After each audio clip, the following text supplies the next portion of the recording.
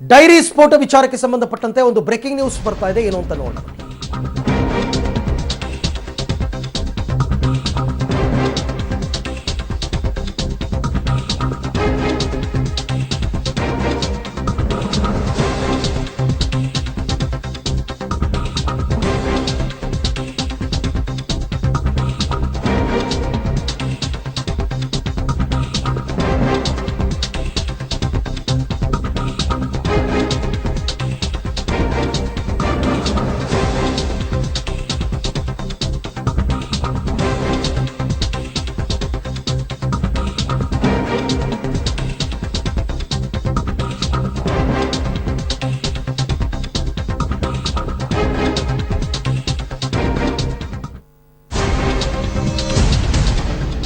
₹1,800 ಕೋಟಿ ಡೈರಿ ನಕಲಿಯೋ ಅಸಲಿಯೋ? ಅವತ್ತು BSY ಮತ್ತು ಅನಂತಕುಮಾರ್ ವೇದಿಕೆ ಮೇಲೆ ಕೂತ್ಕೊಂಡು ಮಾತನಾಡ್ಕೊಂಡಿದ್ರಲ್ಲ, ಹಾಗಾದ್ರೆ ಅದು ಇದೇ ಡೈರಿ ಬಗ್ಗೆನಾ? ನಾವು ಕೊಟ್ಟಿದ್ದೇವೆ, ಎಲ್ಲಾದರೂ ಬರೆದಿಟ್ಟಿದೆಯಾ ಅಂತ ಅನಂತ್ ಹೇಳಿದ್ದು ಇದ್ರ ಬಗ್ಗೆನೇನಾ? ಅವತ್ತು ಮುಸಿ ನಕ್ರು ಡೈರಿಯಲ್ಲಿ ಬರೆಯೋ ಅಭ್ಯಾಸ BS ಯಡಿಯೂರಪ್ಪನವರಿಗೆ ಇತ್ತ ಅಂತಕ್ಕಂಥ ಪ್ರಶ್ನೆ ಈಗ ಮೂಡ್ತಾ ಇದೆ. ಇಷ್ಟಕ್ಕೂ ಅವತ್ತು ಅನಂತ್ ಮತ್ತು BSY ಮಾತನಾಡಿಕೊಂಡಿದ್ದೇನು, ಸಂಚಲನ ಮೂಡಿಸಿದ್ದ ಅವರ ಸಂಭಾಷಣೆ ಏನು? ಪಬ್ಲಿಕ್ ಟಿವಿಯಲ್ಲಿ ಆ ಎಕ್ಸ್ಕ್ಲೂಸಿವ್ ವಿಡಿಯೋ ಮತ್ತೊಮ್ಮೆ ನಿಮ್ಮ ಮುಂದೆ.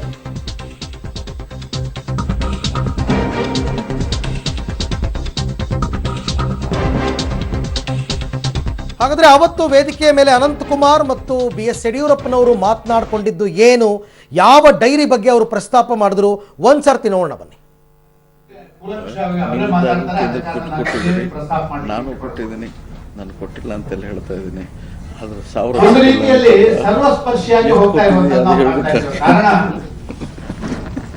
ಪ್ರಥಮ ಕಾಲಘಟ್ಟದಲ್ಲಿ ಭಾರತೀಯ ಜನತಾ ಪಾರ್ಟಿ ಹೇಳಿದ್ರೆ ಅದೊಂದು ಕಾರ್ಪೊರೇಟ್ ವಲಯಕ್ಕೆ ಸೇರಿದಂತ ಒಂದು ಸರ್ಕಾರ ಅಂತ ಹೇಳುವಂತದನ್ನು ನಮ್ಮ ವಿರೋಧಿಗಳು ಹೇಳುವಂತ ಕೆಲಸ ಕಾರ್ಯಗಳನ್ನು ಮಾಡಿ. ಎರಡನೇ ಬಜೆಟ್ ಅತ್ಯಂತ ಸಂತುಲಿತ ಮತ್ತು ಇದರ ಅರ್ಥ ಕಾಂಗ್ರೆಸ್ ಸರ್ಕಾರ ಯಾವುದೇ ನಿಲುವನ್ನು ದೇಶದ ಹಿತಾಸಕ್ತಿಯಂತೆ ಕೊಡ್ತಾ ಇರಲಿಲ್ಲ. ಅವರು ಅವರ ಪಕ್ಷದ ಹಿತಾಸಕ್ತಿಯಿಂದ ದೇಶದ ಯಾವುದೇ ತೀರ್ಮಾನಗಳನ್ನು ಕೊಡ್ತಾ ಇದ್ರು.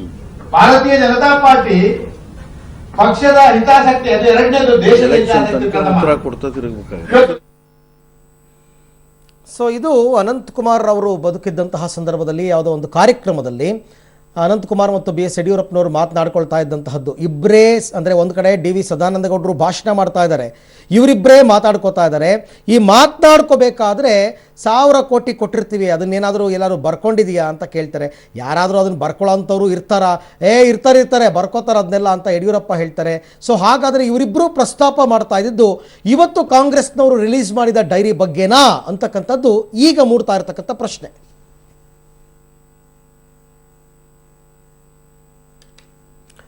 ಆದರೆ ಲೋಕಸಭಾ ಚುನಾವಣೆಯ ಹೊತ್ತಲ್ಲೇ ಕಾಂಗ್ರೆಸ್ನ ಈ ಡೈರಿ ಸ್ಫೋಟ ಬಿಜೆಪಿಗೆ ನಿಜಕ್ಕೂ ಕೂಡ ಮರ್ಮಾಘಾತ ಅಂತಂದ್ರೆ ತಪ್ಪಾಗಲ್ಲ.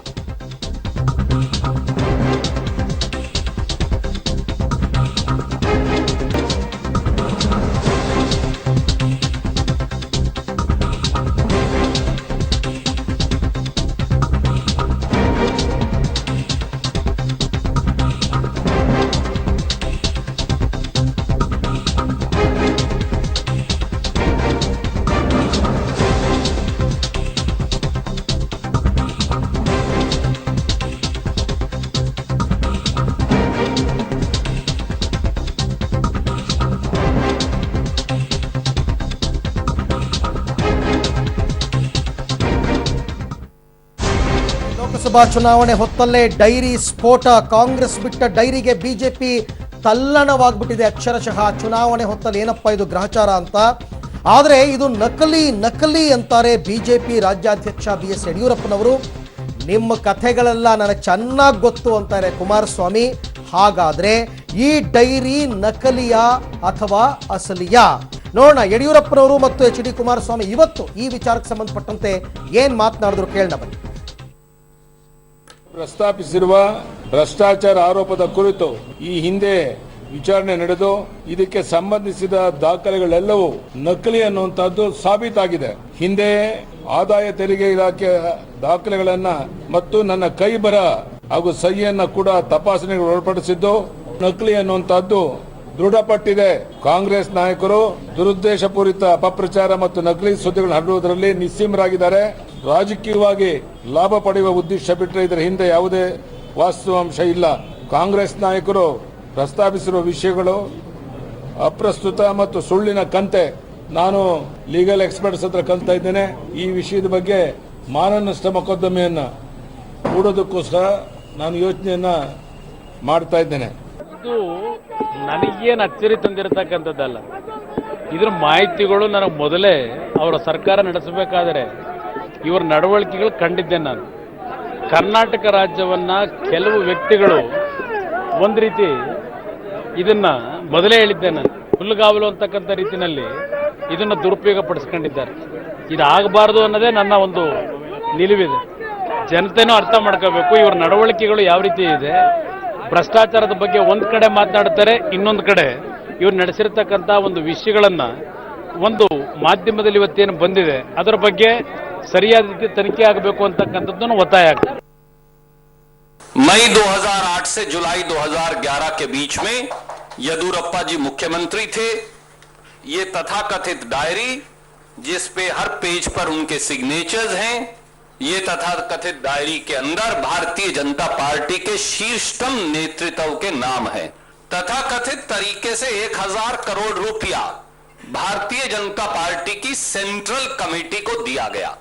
उसमें नरेंद्र मोदी जी से लेकर अरुण जेटली जी से लेकर राजनाथ सिंह जी से लेकर गडकरी जी से लेकर सब बैठते हैं. और फिर इंडिविजुअल लीडर्स का नाम भी इसमें है, जिन जिन तक ये पैसा पहुंचा. यहां तक कि 250 करोड़ रुपया जजेस के लिए भी लिखा हुआ है. ये वो लोग हैं जो देश के सबसे बड़े पदों पर आसीन हैं. ये वो लोग हैं जो इस देश को चलाते हैं 5 साल से. ये वो लोग हैं जिनके हाथ में हमारा रक्षा मंत्रालय, वित्त मंत्रालय, गृह मंत्रालय, प्रधानमंत्री का पूरा कार्यालय और पूरे देश की सरकार इनके हाथ में है. कि 2017 से ये डायरी और इसकी सारी एंट्रीज जिस पर तथाकथित तरीके से बीएस येदियुरप्पा जी के दस्तखत हैं, ये देश के इनकम टैक्स विभाग के पास है. अगर ये सही है और अगर डायरी में कोई सच्चाई नहीं तो मोदी जी से लेकर उनके सारे भाजपा नेतृत्व ने इसकी जांच क्यों नहीं करवाई. और वो डायरी क्या थी? कर्नाटका असेंबली के जो एमएलए को डायरी मिलती है उसी का लूट शीट्स था. कहा ये आपके दस्तखत हैं? कहा बिल्कुल नहीं है, मैं साइन करता हूं, आप मेरे दस्तखत का एग्जामिनेशन करा लीजिए. तो येदियुरप्पा जी ने साइन करके दे दिया और आज उन्होंने अपना एक स्टेटमेंट भी इशू किया है आपकी जानकारी के लिए. It is already in public domain. अब इनका ಓಕೆ, ಹಾಗಾದರೆ ಆ ಡೈರಿಯಲ್ಲಿ ಏನಿದೆ ಅಂಥ ವಿಶೇಷವಾದಂತಹ ಅಂಶಗಳು ಅಂತಕ್ಕಂಥದ್ದನ್ನು ಒಂದ್ಸರ್ತಿ ನಾವು ನೋಡೋಣ. ಏನು ಆರೋಪಗಳನ್ನು ಕಾಂಗ್ರೆಸ್ ಬಿಜೆಪಿ ಅವರ ಮೇಲೆ ಹೊರಿಸಿದ್ದಾರೆ. 1800 ಕೋಟಿ ರೂಪಾಯಿ ಡೈರಿ ಇದು ಬಿಜೆಪಿ ರಾಜ್ಯಾಧ್ಯಕ್ಷ ಯಡಿಯೂರಪ್ಪನವರೇ ಬರೆದಿದ್ದಾರೆ ಎನ್ನಲಾಗಿರ್ತಕ್ಕಂಥ ಡೈರಿ ಹಗರಣ. ಮುಖ್ಯಮಂತ್ರಿ ಆಗಿದ್ದಂತಹ ಸಂದರ್ಭದಲ್ಲಿ ಬಿಜೆಪಿಯ ಕೇಂದ್ರ ನಾಯಕರಿಗೆ ಯಡಿಯೂರಪ್ಪನವರು ಹಣವನ್ನು ರವಾನೆ ಮಾಡಿದ್ದಾರೆ. ಆ ಅಂಶಗಳು ಅದರಲ್ಲಿ ಇದೆ. ಇನ್ನು 1800 ಕೋಟಿಯನ್ನು ರವಾನಿಸಿದ್ದಾರೆ ಯಡಿಯೂರಪ್ಪನವರು ಅಂತಕ್ಕಂಥ ಮಾಹಿತಿ ಕೂಡ ಲಭ್ಯವಾಗಿದೆ. ಅದೇ ಆರೋಪವನ್ನೇ ಅವರು ಮಾಡಿದ್ದು, ಕರ್ನಾಟಕದಿಂದ ಕೇಂದ್ರಕ್ಕೆ ದುಡ್ಡು ಬಂದಿದೆ ಅಂತ. ಪ್ರತಿ ಪೇಜ್ನಲ್ಲೂ ಡೈರಿಯಲ್ಲಿ ಯಡಿಯೂರಪ್ಪನವರ ಹಸ್ತಬರಹವಿದೆ, ಹಸ್ತಾಕ್ಷರವಿದೆ ಅಂತಕ್ಕಂಥದ್ದು ಗೊತ್ತಾಗ್ತಾ ಇದೆ. ಇನ್ನು BSY ಕೈಯಿಂದ ಯಾರಿಗೆಷ್ಟು ಹಣ ಹೋಗಿದೆ ಅಂತಕ್ಕಂಥದ್ದನ್ನು ನೋಡೋಣ. ಬಿಜೆಪಿ ಕೇಂದ್ರ ಚುನಾವಣಾ ಸಮಿತಿಗೆ 1,000 ಕೋಟಿ ರೂಪಾಯಿ ಹಣ ಹೋಗಿದೆಯಂತೆ. ಬಿಜೆಪಿ ಕೇಂದ್ರ ಚುನಾವಣಾ ಸಮಿತಿಗೆ 1,000 ಕೋಟಿ ಹಣ ಹೋಗಿದೆ ಅಂತಕ್ಕಂಥದ್ದು ಡೈರಿಯಲ್ಲಿ ಉಲ್ಲೇಖ ಆಗಿದೆ. ಇನ್ನು ಅರುಣ್ ಜೇಟ್ಲಿ ಮತ್ತು ನಿತಿನ್ ಗಡ್ಕರಿಗೆ ತಲಾ 150 ಕೋಟಿ. ಅರುಣ್ ಜೇಟ್ಲಿ ಮತ್ತು ನಿತಿನ್ ಗಡ್ಕರಿ ಇವರಿಬ್ಬರಿಗೂ ತಲಾ 150 ಕೋಟಿ ಹೋಗಿದೆಯಂತೆ. ರಾಜನಾಥ್ ಸಿಂಗ್ ಅವರಿಗೆ 100 ಕೋಟಿ ಹಫ್ತಾ ಹೋಗಿದೆ. ಇದರ ಜೊತೆಗೆ LK ಅಡ್ವಾಣಿ ಮತ್ತು ಮುರಳಿ ಮನೋಹರ್ ಜೋಶಿ, LK ಅಡ್ವಾಣಿ ಮತ್ತು MM ಜೋಶಿಗೆ ತಲಾ 50 ಕೋಟಿ ಹೋಗಿದೆ. ಇದನ್ನು ಹೊರತುಪಡಿಸಿ ನಿತಿನ್ ಗಡ್ಕರಿ 150 ಕೋಟಿ ಕೊಟ್ಟಿದ್ದಲ್ಲದೆ ನಿತಿನ್ ಗಡ್ಕರಿ ಮಗಳ ಮದುವೆಗೆ 10 ಕೋಟಿ ರೂಪಾಯಿ ಹಣ ಹೋಗಿತ್ತಂತೆ. ಇನ್ನು BSY ಅವರ ಮೇಲೆ ಇತ್ತಂತಲ್ಲ ಕೆಲವೊಂದು ಹಗರಣಗಳು, ಡಿನೋಟಿಫಿಕೇಶನ್, ಅದು ಇದು. ಈ ಕೇಸುಗಳ ವಕಾಲತ್ತಿಗೆ 50 ಕೋಟಿ ರವಾನೆ ಆಗಿದೆ. ಇಷ್ಟು ಮಾಹಿತಿ ಆ ಡೈರಿಯಲ್ಲಿ ಇರ್ತಕ್ಕಂಥದ್ದು. ಇವರು ಕಾಂಗ್ರೆಸ್ನವರು ಮಾಡ್ತಿರೋ ಆರೋಪ, ಈ ಡೈರಿಯಲ್ಲಿ ಬರೆದಿರ್ತಕ್ಕಂಥದ್ದೆಲ್ಲವೂ ಕೂಡ ಯಡಿಯೂರಪ್ಪನವರ ಹಸ್ತಾಕ್ಷರದಲ್ಲಿ ಅವರೇ ಬರೆದಿದ್ದಾರೆ ಸೊ ಹೀಗಾಗಿ ಅವರು ಮುಖ್ಯಮಂತ್ರಿ ಆಗಿದ್ದಾಗ ಕೇಂದ್ರಕ್ಕೆ ಅಥವಾ ಕೇಂದ್ರ ನಾಯಕರಿಗೆ 1800 ಕೋಟಿ ರೂಪಾಯಿಯನ್ನು ಸಂದಾಯ ಮಾಡಿದ್ದಾರೆ. ಈ ದುಡ್ಡು ಬಂದಿದ್ದು ಎಲ್ಲಿಂದ ಅಂತಕ್ಕಂಥದ್ದು ಅವ್ರ ಪ್ರಶ್ನೆ. ಈ ಎಲ್ಲ ಡೆವಲಪ್ಮೆಂಟ್ ಬಗ್ಗೆ ಮತ್ತಷ್ಟು ಮಾಹಿತಿನ ಪಡೆಯೋಣ. ನನ್ನ ಕೊಲೀಗ್ ರವೀಶ್ ನನ್ನ ಜೊತೆ ಇವಾಗ ಜಾಯಿನ್ ಆಗ್ತಾ ಇದ್ದಾರೆ. ಎಸ್ ರವೀಶ್, ಈಗ ಇವತ್ತು ಸ್ಫೋಟವಾಗಿರ್ತಕ್ಕಂಥ ಈ ಡೈರಿ ವಿಚಾರ ಕಾಂಗ್ರೆಸ್ ಮತ್ತು ಬಿಜೆಪಿ ವಲಯದಲ್ಲಿ ಯಾವ ಮಾತುಗಳು ಕೇಳಿ ಬರ್ತಾ ಇದೆ ಎಲೆಕ್ಷನ್ ಟೈಮ್ನಲ್ಲಿ? ಅರವಿಂದ್, ಪ್ರಮುಖವಾಗಿರ್ತಕ್ಕಂಥದ್ದು ಲೋಕಸಭಾ ಚುನಾವಣೆ ಸಂದರ್ಭದಲ್ಲಿ ಈ ಒಂದು ಡೈರಿ ಸ್ಫೋಟ ಆಗಿರ್ತಕ್ಕಂಥದ್ದು ಎರಡು ರಾಜಕೀಯ ಪಕ್ಷಗಳಲ್ಲೂ ಕೂಡ ಒಂದು ರೀತಿಯಲ್ಲಿ ಪರಸ್ಪರ ಕೆಸರೆರಚಾಟಕ್ಕೆ ವೇದಿಕೆ ಆಗ್ಬಿಟ್ಟಿದೆ ಅಂತ ಕೂಡ ಹೇಳಿದ್ರು ತಪ್ಪಾಗ್ಲಾರದು. ಅಂದ್ರೆ ಪ್ರಮುಖವಾಗಿರ್ತಕ್ಕಂಥದ್ದು ಬಿಜೆಪಿ ವಾದ ಇರ್ತಕ್ಕಂಥದ್ದು, ಅಂದ್ರೆ ಇಲ್ಲಿ ವಾದ ಮಾಡ್ತಾ ಇರ್ತಕ್ಕಂಥದ್ದು ಅಂದ್ರೆ ಇದು ನಕಲಿ ಡೈರಿ, ಇದಕ್ಕೂ ಕೂಡ ಯಡಿಯೂರಪ್ಪನವ್ರಿಗೂ ಯಾವುದೇ ರೀತಿಯ ಸಂಬಂಧ ಇಲ್ಲ ಅಂತ ಕೂಡ ಬಿಜೆಪಿ ಸ್ಪಷ್ಟನೆ ಕೊಡ್ತಾ ಇದೆ. ಅದ್ರ ಜೊತೆಗೆ 2-3 ಪ್ರಶ್ನೆಗಳನ್ನು ಕೂಡ ಬಿಜೆಪಿ ಎತ್ತಾ ಇದೆ. ಅಂದ್ರೆ 2017ರಲ್ಲಿ ಯಡಿಯೂರಪ್ಪ ಅವರಿಂದ ಐಟಿ ದಾಖಲೆಯನ್ನು ವಶಪಡಿಸಿಕೊಂಡಿತ್ತ, ಇದುವರೆಗೂ ಕೂಡ ಯಡಿಯೂರಪ್ಪ ಅವರ ಮೇಲೆ ಐಟಿ ಯಾವುದೇ ರೀತಿಯ ದಾಳಿಯನ್ನು ಕೂಡ ನಡೆಸಿಲ್ಲ, ಆದ್ರೂ ಕೂಡ ಅದು ರಿಲೀಸ್ ಆಗಿದ್ದು ಹೇಗೆ ಅನ್ನೋದನ್ನು ಕೂಡ ಬಿಜೆಪಿ ಪ್ರಶ್ನೆ ಮಾಡ್ತಾ ಇದೆ. ಅದ್ರ ಜೊತೆಗೆ ಪ್ರತಿ ಪೇಜ್ ಅಲ್ಲೂ ಕೂಡ ಯಡಿಯೂರಪ್ಪನವರ ಸಹಿ ಮಾಡ್ತಾರ, ಅವರೇ ಬರೆದಿರ್ತಕ್ಕಂಥ ಡೈರಿಯಲ್ಲಿ ಯಾಕೆ ಸಹಿ ಮಾಡ್ತಾರೆ, ಇದು ಕೂಡ ಸಹಿ ಕೂಡ ನಕಲಿ ಆಗಿದೆ ಅಂತ ಕೂಡ ಬಿಜೆಪಿ ವಾದ ಮಾಡುತ್ತೆ. ಅದ್ರ ಜೊತೆಗೆ ಯಡಿಯೂರಪ್ಪ ಅವರ ವೈಯಕ್ತಿಕ ವಿಚಾರವನ್ನು ಕೂಡ ಆ ಡೈರಿಯ ಕೆಲ ಪೇಜ್ಗಳಲ್ಲಿ ಉಲ್ಲೇಖ ಮಾಡಿದ್ದಾರೆ ಅಂತ ಕೂಡ ಹೇಳಲಾಗ್ತಾ ಇದೆ. ಇದು ಕೂಡ ಸುಳ್ಳಾಗಿರುತ್ತೆ. ಅಂದ್ರೆ ಯಡಿಯೂರಪ್ಪನವರ ವೈಯಕ್ತಿಕ ವಿಚಾರವನ್ನ ಅವರು ಬರೆದುಕೊಳ್ತಾರ, ಇದು ಕೂಡ ಶುದ್ಧ ಸುಳ್ಳು. ಹಾಗಾಗಿ ರಾಜಕೀಯ ಕಾರಣಕ್ಕೋಸ್ಕರ ಮಾಡಿರ್ತಕ್ಕಂಥ ಆರೋಪ ಅಂತ ಕೂಡ ಬಿಜೆಪಿ ಹೇಳ್ತಾ ಇದೆ. ಆದ್ರೆ ಕಾಂಗ್ರೆಸ್ ವಲಯದಲ್ಲೂ ಕೂಡ ಯಡಿಯೂರಪ್ಪನವರ ಒಂದು ಐಟಿ ದಾಳಿಯಾದ ಸಂದರ್ಭದಲ್ಲಿ ಅಂದ್ರೆ ಅವರನ್ನ ಒಂದು ರೀತಿಯಲ್ಲಿ ತನಿಖೆಗೊಳಪಡಿಸಿದ್ರು. ಆ ಸಂದರ್ಭದಲ್ಲಿ ಆಗ ಸಿಕ್ಕಿರ್ತಕ್ಕಂಥ ಮಾಹಿತಿ ಅಂತನೂ ಕೂಡ ಕಾಂಗ್ರೆಸ್ ಕ್ಲೈಮ್ ಮಾಡ್ಕೊಳ್ತಾ ಇದೆ. ಹಾಗಾಗಿ ಇದು ಸತ್ಯಾಸತ್ಯತೆ ಹೊರಗಡೆ ಬರಬೇಕಾದ್ರೆ ಇದು ತನಿಖೆ ಆಗ್ಬೇಕಾಗುತ್ತೆ ದೊಡ್ಡ ಮಟ್ಟದಲ್ಲಿ, ಅದಕ್ಕೆ ತನಿಖೆ ಕೊಡಿ ಅನ್ನೋ ಮಾತುಗಳನ್ನು ಕೂಡ ಕಾಂಗ್ರೆಸ್ ಹೇಳಿದೆ. ಅದ್ರ ಜೊತೆಗೆ ಲೋಕಪಾಲ್ಗೂ ಕೂಡ ನಾವು ದೂರನ್ನು ಕೂಡ ಕೊಡ್ತೇವೆ ಅನ್ನೋ ಮಾತುಗಳನ್ನು ಕೂಡ ಕಾಂಗ್ರೆಸ್ ಹೇಳ್ತಾ ಇದೆ. ಆದ್ರೆ ಈ ನಡುವೆ ಯಡಿಯೂರಪ್ಪನವರು ಎಲ್ಲೋ ಒಂದ್ ಕಡೆ ಕಾಂಗ್ರೆಸ್ನ ನಾಯಕರುಗಳ ವಿರುದ್ಧ ಕಾನೂನು ಹೋರಾಟ ಮಾಡೋದಕ್ಕೂ ಕೂಡ ಈಗಾಗಲೇ ರೆಡಿ ಆಗಿದೆ. ಒಂದು ಸ್ಟೇಟ್ಮೆಂಟ್ ಅನ್ನು ಕೂಡ ಕೊಟ್ಟಿದ್ದಾರೆ. ಅಂದ್ರೆ ನಾನು ಮಾನನಷ್ಟ ಮೊಕದ್ದಮೆನ ಆ ಒಂದು ನಾಯಕರ ವಿರುದ್ಧ ಆಗ್ತೇನೆ ಅಂತ. ಹಾಗಾಗಿ ಬಿಜೆಪಿ ಹೈಕಮಾಂಡ್ ನಾಯಕರು ಏನ್ ಹೇಳ್ತಾರೆ ಅದರಂತೆ ಯಡಿಯೂರಪ್ಪನವರು ನಡೆದುಕೊಳ್ಳುವಂತ ಚಾನ್ಸಸ್ ಕೂಡ ಜಾಸ್ತಿ ಇರುತ್ತೆ. ಒಟ್ಟಾರೆಯಾಗಿ ಲೋಕಸಭಾ ಚುನಾವಣೆ ಸಂದರ್ಭದಲ್ಲಿ ಈ ಒಂದು ಆರೋಪ ಕೇಳಿ ಬರ್ತಾ ಇರತಕ್ಕಂಥದ್ದು ಎರಡು ರಾಷ್ಟ್ರೀಯ ಪಕ್ಷಗಳ ನಡುವೆ ಒಂದು ರೀತಿಯಲ್ಲಿ ಕೆಸರೆರಚಾಟಕ್ಕೆ ವೇದಿಕೆ ಆಗಿದೆ ಎಂದು ಕೂಡ ತಪ್ಪಾಗಲಾರದು.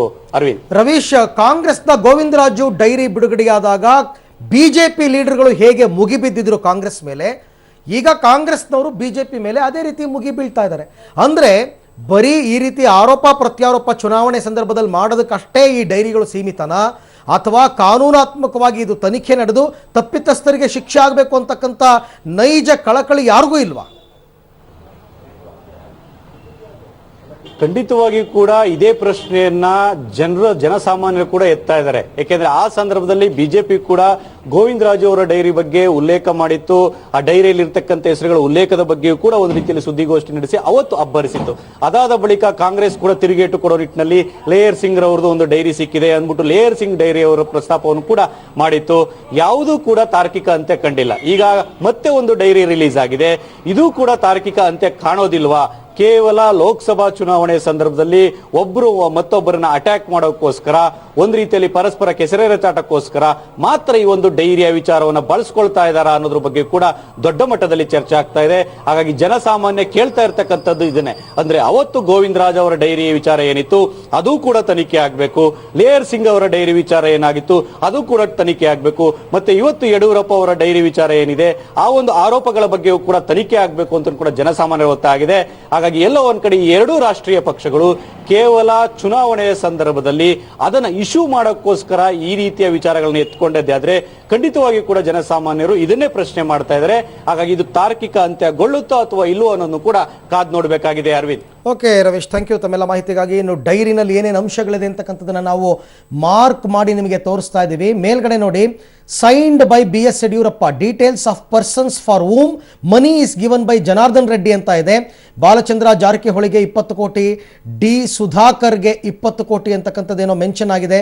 ಇದರ ಜೊತೆಗೆ ಶಿವನಗೌಡ ನಾಯಕ್ 20 ಕೋಟಿ, ವೆಂಕಟರಮಣಪ್ಪ 20 ಕೋಟಿ. ನೋಡಿ, ಇವರೆಲ್ಲರೂ ಕೂಡ ಅವಾಗ ಆಪರೇಷನ್ ಕಮಲಕ್ಕೆ ಒಳಗಾಗಿದ್ದಂಥವ್ರು. ನಾರಾಯಣ ಸ್ವಾಮಿ 20 ಕೋಟಿ, ಆನಂದ್ ಅಸ್ನೋಟಿಕರ್ 20 ಕೋಟಿ, ಇವರು ಆಪರೇಷನ್ ಕಮಲ ಮಾಡಿದ್ರಲ್ಲ BJP ಅವರು, ಯಡಿಯೂರಪ್ಪನವ್ರು CM ಆಗಿದ್ದಾಗ. ಆ ಸಂದರ್ಭದಲ್ಲಿ ಯಾರ್ಯಾರನ್ನ ಆಪರೇಷನ್ ಮಾಡಿದ್ರು ಅವ್ರಿಗೆ ಎಷ್ಟೆಷ್ಟು ದುಡ್ಡು ಹೋಗಿದೆ ಅಂತ. ದೊರೆಸ್ವಾಮಿ PES 100 ಕೋಟಿ, ಪ್ರೇರಣಾ ಟ್ರಸ್ಟ್ 500 ಕೋಟಿ, to the party Lakshmana Savadi 5 ಕೋಟಿ, ಮುರುಗೇಶ್ ನಿರಾಣಿ 50 ಕೋಟಿ, ಕಟ್ಟಾ ಸುಬ್ರಹ್ಮಣ್ಯ ನಾಯ್ಡು 150 ಕೋಟಿ, ಚಂದ್ರಪ್ಪ M 10 ಕೋಟಿ, ಇವೆಲ್ಲವೂ ಕೂಡ ಮೆನ್ಷನ್ ಆಗಿದೆ. ನಂದೀಶ್ ರೆಡ್ಡಿ, ಅಪ್ಪಚ್ಚು ರಂಜನ್, ಕೃಷ್ಣ ಪಾಲೇಮಾರ್, ಇವರಿಗೆಲ್ಲ ದುಡ್ಡು ಎಲ್ಲೆಲ್ಲಿ ಹೋಗಿದೆ, ಏನು ಹೋಗಿದೆ, ಇದೆಲ್ಲ ಅಂಶಗಳು ಕೂಡ ಆ ಡೈರಿಯಲ್ಲಿ ಇದೆ ಅಂತಕ್ಕಂಥದ್ದು ಕಾಂಗ್ರೆಸ್ನ ಆರೋಪ. ಡೈರಿ ವಿಚಾರವನ್ನು ಕಾಂಗ್ರೆಸ್ನವರು ಪ್ರಸ್ತಾಪ ಮಾಡಿದ ನಂತರ ಕೆಲವೊಂದು ಪ್ರಶ್ನೆಗಳು ಉದ್ಭವ ಆಗ್ತಾ ಇದೆ. ಆ ಪ್ರಶ್ನೆಗಳಿಗೆ ಗೊತ್ತಿಲ್ಲ ಯಾರು ಉತ್ತರವನ್ನು ಕೊಡ್ತಾರೆ ಅಂತಕ್ಕಂಥದ್ದು. ಬಟ್ ಜನಮಾನಸದಲ್ಲಿ ಉಂಟಾಗಿರ್ತಕ್ಕಂಥ ಆ ಪ್ರಶ್ನೆಗಳು ಏನು, ಅದಕ್ಕೆ ಬಾಧ್ಯಸ್ಥರು ಯಾರು, ಉತ್ತರವನ್ನು ಯಾರು ಕೊಡ್ತಾರೆ? IT ರೇಡ್ ಮಾಡದಿದ್ರೂ ಈ ಡೈರಿ ಸಿಕ್ಕಿದ್ದಾದರೂ ಹೇಗೆ ಅಂತಕ್ಕಂಥ ಪ್ರಶ್ನೆ. 2017 ಆಗಸ್ಟ್ ನಂತರ ಯಡಿಯೂರಪ್ಪನವರ ನಿವಾಸದ ಮೇಲೆ ಯಾವ IT ರೇಡ್ ಆಗಿರೋ ದಾಖಲೆಗಳು ಇಲ್ಲ. ಹಾಗಾದರೆ ಈ ಡೈರಿ IT ಅವರಿಗೆ ಸಿಕ್ಕಿದ್ದು ಹೇಗೆ ಅಂತಕ್ಕಂಥದ್ದು ಮೊದಲ ಪ್ರಶ್ನೆ. ಇನ್ನು ಎರಡನೇ ಪ್ರಶ್ನೆ, IT ರೇಡ್ ಆದ ನಂತರ ಓಕೆ ಇದು ನಕಲಿ ಅಂತ ಯಡಿಯೂರಪ್ಪನವರು ಇವತ್ತು ಕೂಡ ಹೇಳಿದಾರಲ್ಲ, ಇದು ನಕಲಿ ಅನ್ನೋದೇ ಆದರೆ ಈ ಡೈರಿಯನ್ನು ITಗೆ ತಲುಪಿಸಿದ್ದಾದರೂ ಯಾರು ತಗೊಂಡೋಗಿ ಕೊಟ್ಟರು? IT ಅಂದರೆ ಪಕ್ಷದಲ್ಲಿ ತಮಗಾಗದವ್ರು ಯಾರಾದರೂ ಯಡಿಯೂರಪ್ಪನವ್ರ ವಿರುದ್ಧ ಚಿತಾವಣೆ ಮಾಡಿದಾರಾ, ಅಥವಾ ಕಾಂಗ್ರೆಸ್ನವರೇ ಈ ಡೈರಿಯನ್ನು ITಗೆ ತಲುಪಿಸ್ಬಿಟ್ಟು ಇವಾಗ ಅದನ್ನು ಬಿಡುಗಡೆ ಮಾಡೋ ನಾಟಕ ಆಡ್ತಾ ಇದ್ದಾರಾ? ಈ ಪ್ರಶ್ನೆಗಳು ಕೂಡ ಉದ್ಭವ ಆಗುತ್ತೆ. ನಕಲಿ ಅನ್ನೋದಾದರೆ ಈ ಡೈರಿಯನ್ನು ITಗೆ ತಲುಪಿಸಿದಾದರೂ ಯಾರು? ಯಾಕೆಂದರೆ IT ಅವ್ರು ಹೇಳ್ಕೊಂಡಿಲ್ಲ ನಮಗೆ ಡೈರಿ ಸಿಕ್ಕಿದೆ ಅಂತ. ಮೂರನೇ ಪ್ರಶ್ನೆ, 2017ರಿಂದ IT ವಶದಲ್ಲಿರುವ ಡೈರಿ ಅಸಲಿಯೋ ನಕಲಿಯೋ? ಹಾಗಾದರೆ IT ಅವರು ಕೂಡ ಇಲ್ಲಿ ತನಕ ಏನೂ ಹೇಳಿಲ್ಲ, ಇದು ಅಸಲಿನ ಅಂತ ನಕಲಿನ ಅಂತ ಏನೂ ಹೇಳಿಲ್ಲ. 2017ರಿಂದಲೂ ಕೂಡ IT ವಶದಲ್ಲಿ ಇದು ಇದೆ ಅನ್ನೋದೇ ಆದರೆ ಯಾಕೆ ಸ್ಪಷ್ಟೀಕರಣವನ್ನು ಆದಾಯ ತೆರಿಗೆ ಇಲಾಖೆ ಅಧಿಕಾರಿಗಳು ಕೊಟ್ಟಿಲ್ಲ ಅಂತಕ್ಕಂಥದ್ದು ಮೂರನೇ ಪ್ರಶ್ನೆ. ನಾಲ್ಕನೇ ಪ್ರಶ್ನೆ, ಯಡಿಯೂರಪ್ಪನವರು ಇವತ್ತಾನೇ ಹೇಳಿದ್ರು ಇದೀಗಾಗಲೇ ತನಿಖೆ ನಡೆದು ನಕಲಿ ಅಂತ IT ಅವರು ಹೇಳಿಬಿಟ್ಟಿದ್ದಾರೆ ಅಂತ. ಅಂದ್ರೆ ಅರ್ಥ ಡೈರಿ ಇದೆ ಅಂತನಾ? ಡೈರಿ ಇದೆ ಅನ್ನೋದನ್ನ ಯಡಿಯೂರಪ್ಪನವ್ರು ಒಪ್ಕೊಂಡಂಗೆ ಆಯ್ತಾ? ಈ ಡೈರಿ ಇದ್ದಿದ್ದು ನಿಜ, ಅದನ್ನು ಈಗಾಗಲೇ ತನಿಖೆ ಮಾಡಿದ್ದಾರೆ, ನಮ್ಮ ಸಹಿ ಕೂಡ ನಕಲಿ ಅಂತ ಹೇಳಿದ್ದಾರೆ ಅಂತೆಲ್ಲ ಯಡಿಯೂರಪ್ಪನವ್ರು ಹೇಳಿರಬೇಕಾದ್ರೆ ಡೈರಿ ಇರೋದು ನಿಜ ಅಂತ ಒಪ್ಕೊಂಡಂಗೆ ಆಯ್ತಲ್ವಾ?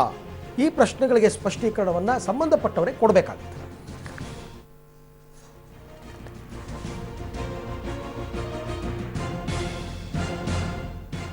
ಓಕೆ, ಇನ್ನು ಈ ಎಲ್ಲ ವಿಚಾರಗಳಿಗೆ ಸಂಬಂಧಪಟ್ಟಂತೆ ಸಂಸದೆ ಶೋಭಾ ಕರಂದ್ಲಾಜೆ ಉಡುಪಿಯಲ್ಲಿ ಮಾತನಾಡಿದ್ದಾರೆ. ಏನು ಹೇಳಿದ್ದಾರೆ ಅಂತ ಕೇಳೋಣ ಬನ್ನಿ.